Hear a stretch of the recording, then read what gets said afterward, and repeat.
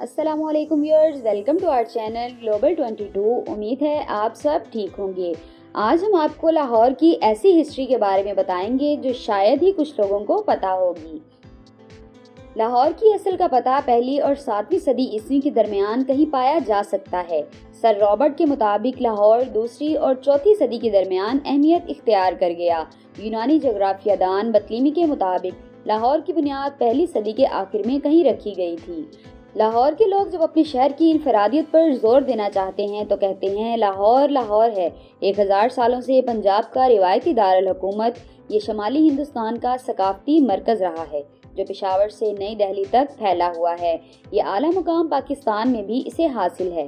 لاہور شاعروں، فنکاروں کا شہر اور فلم انڈسٹری کا مرکز ہے۔ اس میں ملک میں سب سے زیادہ تعلیمی ادارے ہیں اور براعظم کے کچھ بہترین باغات بھی ہیں۔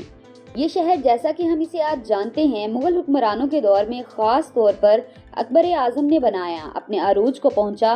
اس کا بیٹا جہانگیر اس کے مضافات میں دفن ہے اور اس کا مقبرہ ان جگہوں میں سے ایک ہے جہاں سیاح اور لاہوری یکساں طور پر آتے ہیں۔ قریب ہی مشہور مغل مہارانی نور جہاں کا مقبرہ ہے جو گلاب کے پودے کو متعارف کروانے اور برصغیر میں کئی ثقافتی تحریکیں شروع کرنے کے لیے مشہور ہے۔ اکبر اعظم نے 1584 سے 1598 تک 14 سال تک لاہور میں اپنا دربار منعقد کیا اور قلعہ لاہور کے ساتھ ساتھ شہر کی دیواریں بھی تعمیر کی جس کے 12 دروازے تھے۔ ان میں سے کچھ اب بھی زندہ ہیں۔ آگرہ میں تاج محل اور سری نگر اور لاہور میں شالامار باغات بنانے والے جہانگیر اور شاہجہاں نے محلات اور مقبرے بنائے۔ آخری عظیم مغل شہنشاہ اورنگزیب نے لاہور کی سب سے مشہور یادگار عظیم بادشاہی مسجد تعمیر کی۔ اس وقت دریائے راوی جو اب لاہور سے چند میل کے فاصلے پر واقع ہے قلعہ اور مسجد کی دیواروں کو چھوتا تھا۔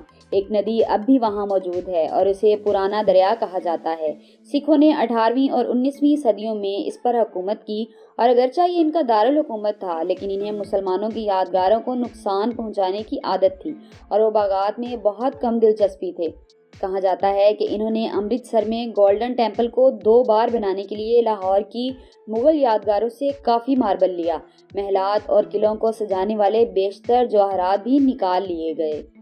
برطانوی لاہور کے بہت سے مقبروں اور یادگاروں کی بے حرمتی کے ذمہ دار انگریز تھے۔ ایک مرحلے پر اٹارنی جنرل نے شاہ چراغ مسجد میں دفتر قائم کیا۔ شالامار گارڈن میں ویکینڈ کے لیے ڈاک بنگلے بنائے گئے۔ انارکلی کے مقبرے کو دفتر کے طور پر استعمال کیا جاتا تھا اور بعد میں اسے سینٹ ایڈورڈ چرچ کے نام سے ایک عبادت گاہ کے طور پر مقدس کیا جاتا تھا۔ اس سے یہ بھی اندازہ لگایا جا سکتا ہے کہ مغل دور میں لاہور ایک صنعتی مرکز تھا۔ سینٹرل میوزیم کے سامنے اور دیگر جگہوں پر پڑی مشہور بندوقوں کو لاہور کی فاؤنڈری میں ڈھالا گیا تھا۔ ان کا کمال ظاہر کرتا ہے کہ صنعت کافی ترقی یافتہ تھی۔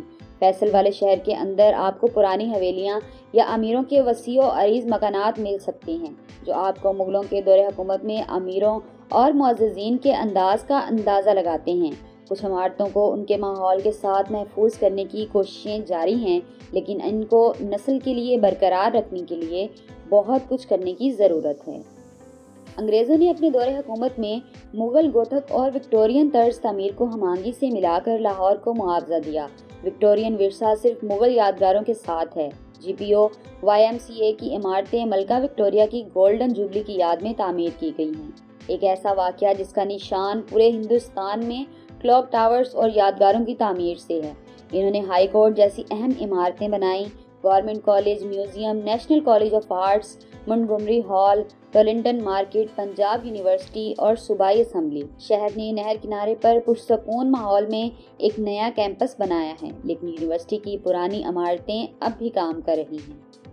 پاکستان بھر سے طلباء یہاں تعلیم حاصل کرنے کے لیے آتے ہیں۔ ان کی سرگرمیاں ثقافتی زندگی کے دیگر پہلوؤں پر مکمل طور پر چھائی گئی ہیں۔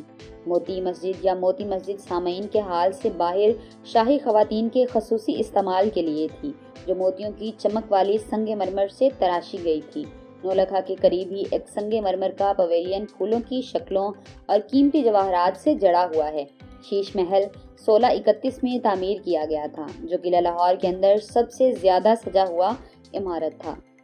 لاہور مغل شہزادوں کا بہت زیادہ مرہون منت ہے کیونکہ یہاں شاہجہاں نے شالامار باغات بنائے، اورنگزیب نے دنیا کی مشہور بادشاہی مسجد بنوائی اور یہیں شہنشاہ جہانگیر اور اس کی پیاری بیوی نور جہاں دفن ہیں۔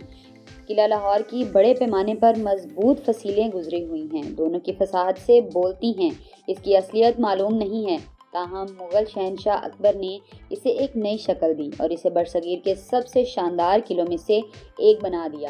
کوئی بھی شاہی شہزادوں اور شہزادیوں کا تقریباً تصور کر سکتا ہے جو اس کی شاندار دیواروں کے پرسکون شان و شوکت کے اندر چل رہی ہیں۔ مشہور انارکلی بازار، جس کا نام افسانوی انارکلی کے نام پر رکھا گیا ہے، لاہور کے اس تاریخی میوزیم سے تقریباً ملحق ہے۔ انگریزوں نے اپنے دور حکومت میں مغل، گوتھک اور نوآبادیاتی فن تعمیر کو وکٹورین طرز کے ساتھ ملایا اور کئی تاریخی عمارتیں بنائیں، جیسے high court, government college, central museum, national college of arts, Montgomery hall, Wellington market, Punjab university اور صوبائی اسمبلی۔ لیکن لاہور صرف یادگاروں کے علاوہ بہت کچھ پیش کرتا ہے۔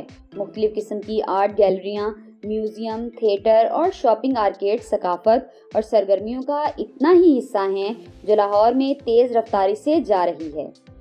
ٹھنڈے درختوں والے راستے، سرسبز و شاداب لان، نہر کے نیچے کی پرسکون ڈرائیو حصے، فوارے اور جدید اونچی عمارتیں شہر کے کردار اور دلکشی میں اضافہ کرتی ہیں۔ دوستو، یہ تھی ہماری آج کی ویڈیو۔ امید ہے آپ سب کو پسند آئی ہوگی۔